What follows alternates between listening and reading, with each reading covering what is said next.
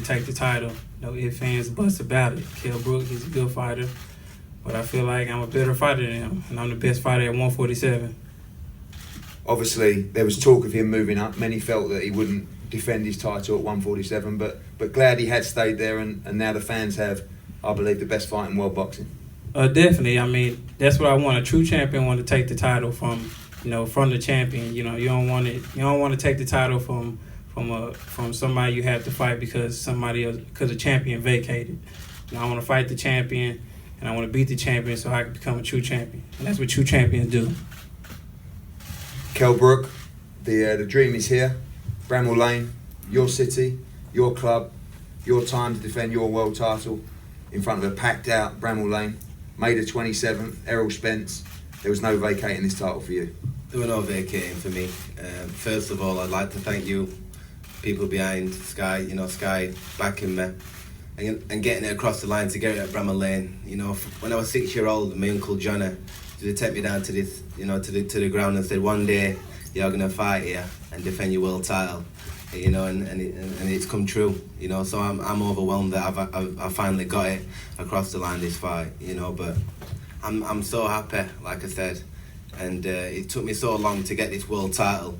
The team around me were telling me to move up in weight, but it's been too hard to get to become IBF world champion. So, you got to come here, you got to come to my backyard and take it. Like I had to go over to, to Sean Porter's backyard and take it away from him. The fact is, all these Americans, we've seen it before with Jeff Lacy, there's a lot of hype in it.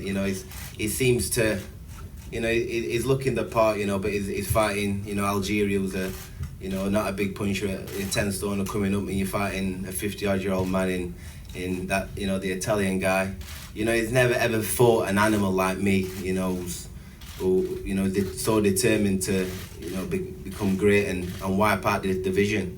After I beat Spence, I want the Thurman of the world and unify all this division. That's what I want to do, Ed.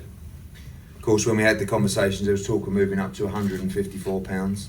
But a lot of people just presumed you'd vacate. People goaded you that you'd just automatically vacate, and that almost pushed you even more to say, absolutely not, this is the fight I want. Absolutely. When people were telling me that, it made me stick my heels in more, and I need to. It took me too long just to give this title away.